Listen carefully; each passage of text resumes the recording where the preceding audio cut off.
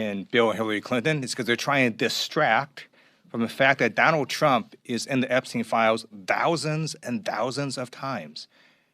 In those files, there's highly disturbing allegations of Donald Trump raping children, of Donald Trump threatening to kill children. So I encourage your press to go look at these allegations, and I'm highly disturbed that Deputy Attorney General Todd Blanche just got the law wrong. Yesterday, he said, essentially, that it is not a crime to party with Jeffrey Epstein. Well, that's actually not correct. If Jeffrey Epstein was human trafficking minors for these sex parties, and you show up and patronize the establishment at that party, yes, you're guilty, because patronizing is part of the law, of the federal sex trafficking law. So Deputy General Todd Blanche just got that wrong, which maybe explains why they aren't investigating all these folks, including Donald Trump. He needs to read the law and investigate these people. He also needs to resign, not only for not knowing the law, but a massive, not only screw up, but the biggest privacy violation in history. They release a lot of pictures of minors unredacted, just violated the privacy of these girls. It is uncalled for what they did. The one thing that they could not do under this law was to invade the privacy of these women now, who were girls at the time, who were victims of sex trafficking. Also, he met with Ghislaine Maxwell, moved her to a minimum security prison, and then got a puppy for her. So for all those reasons, he's just got to leave the Department of Justice. They need to be investigated. You're going to hear. How many times must a president's name appear in documents about a convicted child sex trafficker before it becomes impossible to ignore? What does it say about a democracy when the very officials sworn to uphold justice appear to be orchestrating its obstruction? And at what point does the steady erosion of press freedom, the systematic protection of the powerful, and the brazen manipulation of law enforcement cease to be individual scandals and become a pattern so clear that denial requires willful blindness? These questions are not rhetorical exercises. They describe the reality confronting the United States in February 2026 as three concurrent crises expose a troubling truth. The Trump administration appears to be using every lever of power at its disposal to shield the president and his allies from accountability, silence critics, and reshape American institutions into instruments of personal protection rather than public service. The evidence is mounting, the contradictions are glaring, and the implications are profound. What emerges from examining the Jeffrey Epstein document release, the intimidation of broadcast media, and the federal government's interference in state criminal investigations is a portrait of an administration that views law enforcement not as a mechanism for justice, but as a tool for selective prosecution and protection. The pattern is unmistakable. The consequences could be irreversible. The latest crisis centers on what may be the most extensive document release in Justice Department history. Over 3 million pages related to the investigation of Jeffrey Epstein, the convicted sex offender who died in federal custody in 2019 while awaiting trial on sex trafficking charges. The Department of Justice, under pressure from Congress, which had passed the Epstein Files Transparency Act, released this massive tranche of files at the end of January. What those files contain has rattled the administration and exposed what appears to be a systematic effort to minimize the president's connection to a man whose crimes are beyond dispute and whose network of enablers remains largely unpunished. President Donald Trump appears in these files more than 38,000 times, according to an analysis by the New York Times using proprietary search tools. The references span more than 5,300 individual documents and include mentions of Trump himself, his wife Melania, and his Mar-a-Lago club in Florida. Many of these references are mundane, news articles that landed in Epstein's email inbox, photographs from social events, business correspondence that proves only that two wealthy men in New York in the 1990s knew each other, but buried within this avalanche of paper are documents that raise far more serious questions about the nature and duration of their relationship. Among the files are FBI records detailing multiple unverified allegations of sexual misconduct involving Trump and Epstein. There are witness statements from women describing encounters at Epstein-related events. There is a 2019 FBI interview with Michael Reiter, former Palm Beach police chief, who recounted Trump calling him when the Epstein investigation became public to say, in Reiter's account, "Thank goodness you're stopping him. Everyone has known he's been doing this." Trump allegedly told Reiter that people in New York knew Epstein was disgusting and directed law enforcement to focus on Ghislaine Maxwell, Epstein's accomplice who is now serving a 20-year prison sentence. This account, if accurate, casts Trump in a very different light than the allegations of wrongdoing. It suggests awareness of Epstein's misconduct and even cooperation with law enforcement, but it also raises the question of when Trump became aware, how long he associated with someone he allegedly knew was disgusting, and why his public statements about ending the friendship have varied in their details and timeline. The files also include an FBI spreadsheet compiled in August 2025, summarizing 16 complaints made to the FBI's National Threat Operations Center.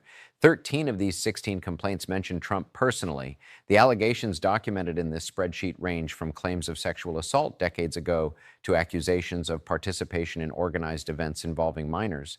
At least 8 of the 16 complainants did not provide contact information when they made their reports. FBI notes indicate that some individuals were reporting secondhand information and that many leads could not be corroborated or were deemed not credible after investigation. None of this constitutes proof of criminal conduct.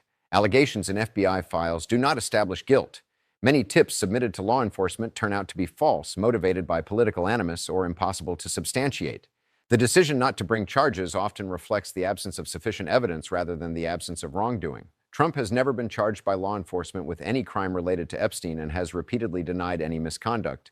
Deputy Attorney General Todd Blanche stated on CNN that the Justice Department looked into the allegations but did not find credible information to merit further investigation.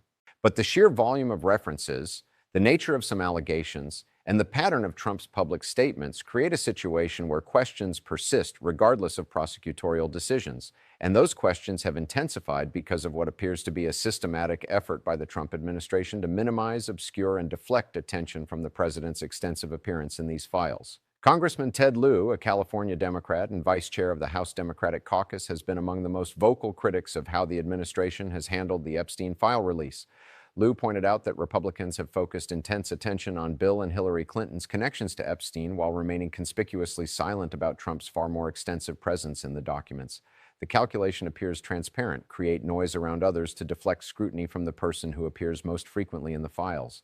More troubling than the political maneuvering is what Lieu and other members of Congress describe as the Justice Department's apparent unwillingness to investigate credible leads. Lieu referenced specific FBI documents, including an intake form from the FBI's National Threat Operations Center detailing a witness statement from a man who reported that he met a woman who told him directly that Trump and Epstein raped her. This witness, according to the document, was a limousine driver who had worked for Trump. The same witness statement describes the driver overhearing Trump talking to Epstein on a cell phone about abusing a woman, and that what Trump said was so disturbing the driver wanted to stop the vehicle. The Justice Department's response to Lieu's public discussion of this document was to claim through its rapid response social media account that the woman had spoken with the FBI and her claims were deemed not credible.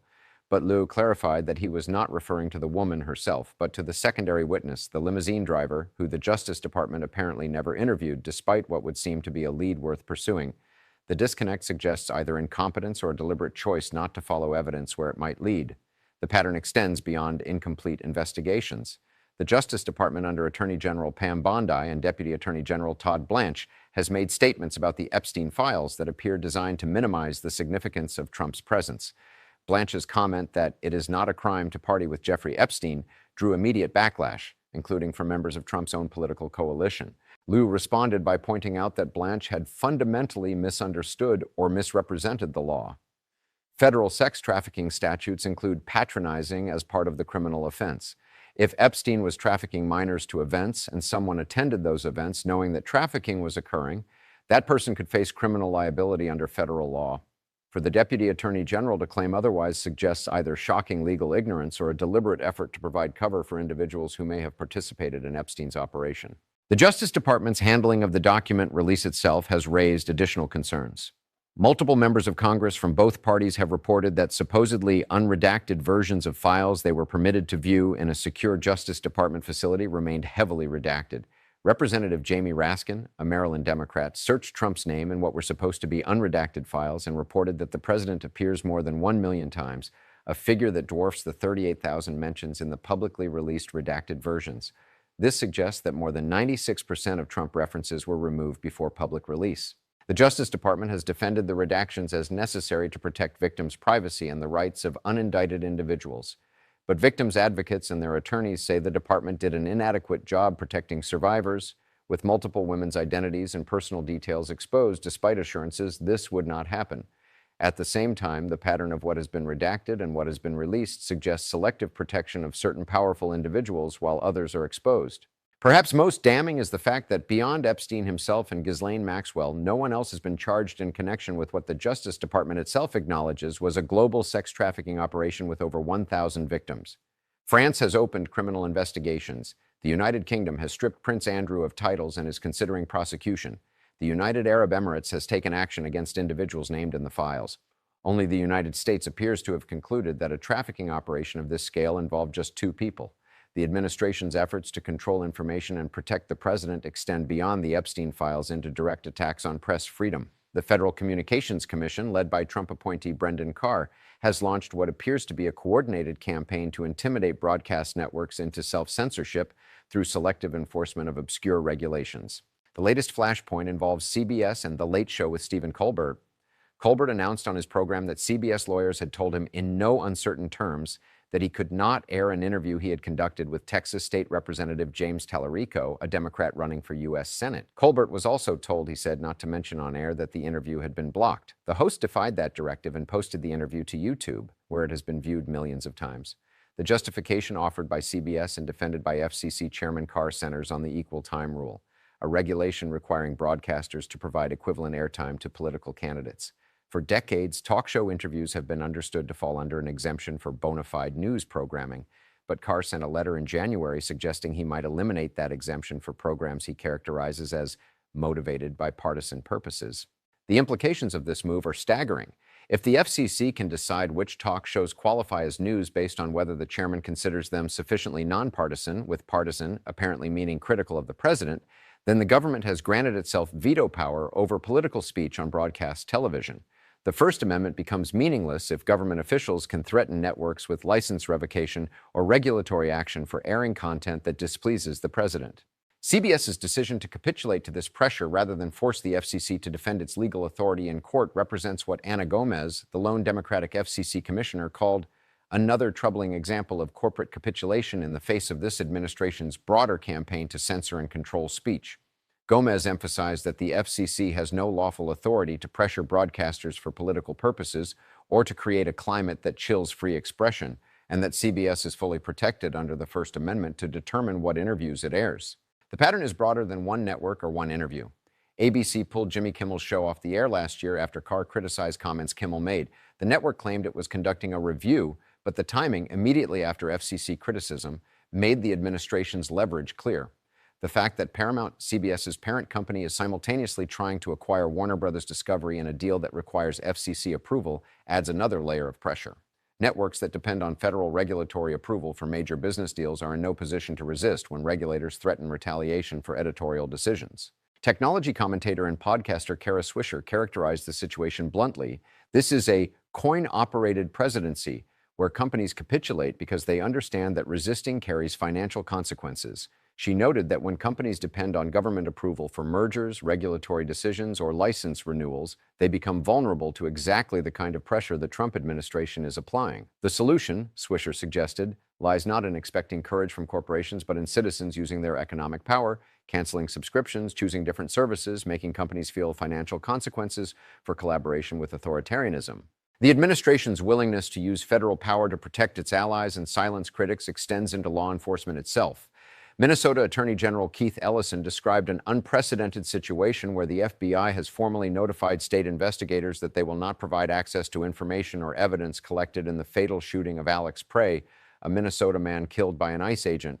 This represents a fundamental break from decades of cooperative investigation between federal and state law enforcement. Ellison emphasized that such exclusion is not just unusual, but weird, and feels like an attempt to cover something up. State and federal law enforcement have routinely worked together on investigations, sharing files, and coordinating prosecutions when both jurisdictions have an interest. The decision to wall off state investigators from evidence in a case involving a federal agent killing a state resident suggests the federal government has concluded it cannot trust state authorities to reach the right conclusion. The implications extend beyond this single case.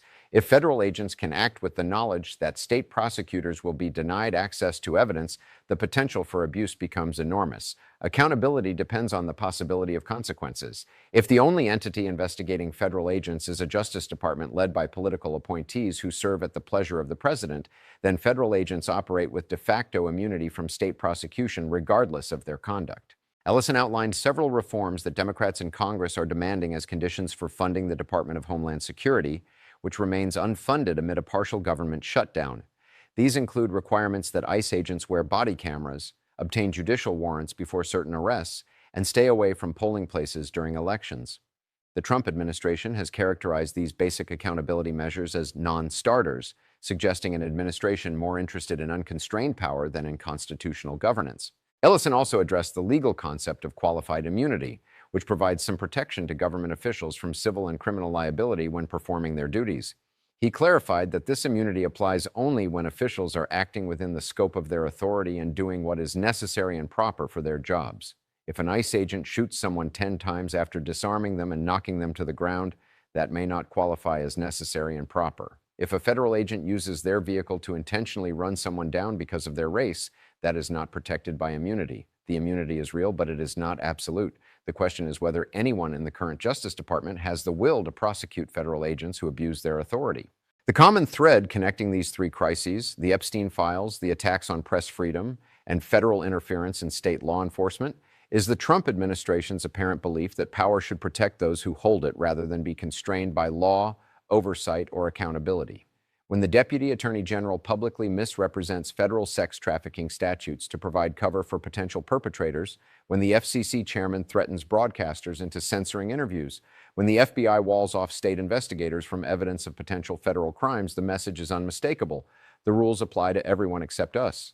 Members of Congress from both parties have expressed alarm, though Republican willingness to act on that alarm remains limited. Representatives Thomas Massie, Lauren Boebert, Nancy Mace, and Anna Paulina Luna have called for transparency on the Epstein files, but the vast majority of Republicans have remained silent, apparently calculating that loyalty to the president outweighs concern about justice for over 1,000 trafficking victims or alarm about the concentration of unchecked power. The consequences of this silence are profound. If Congress will not exercise oversight, if the Justice Department will not investigate, if broadcasters will not resist censorship pressure, and if voters do not demand accountability, then the guardrails that have constrained presidential power for 2.5 centuries become merely suggestions that can be ignored whenever compliance proves inconvenient. The Epstein files will continue to be analyzed, and more revelations will almost certainly emerge. Pressure from advocates and survivors will continue. Some journalists and media organizations will resist intimidation. Some state prosecutors will continue pursuing accountability despite federal obstruction. But whether these individual acts of resistance coalesce into meaningful accountability depends on factors beyond any single institution's control. It depends on whether enough members of Congress from both parties conclude that protecting democratic institutions matters more than partisan advantage. It depends on whether courts are willing to enforce constitutional constraints on executive power. It depends on whether corporations conclude that long-term reputation and customer trust outweigh short-term regulatory convenience.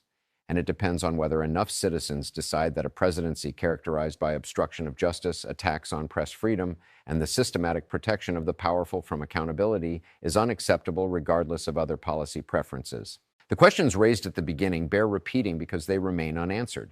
How many times must a president's name appear in documents about a child sex trafficker before it demands serious investigation? What does it say about a democracy when law enforcement officials appear more committed to protecting the president than to pursuing justice?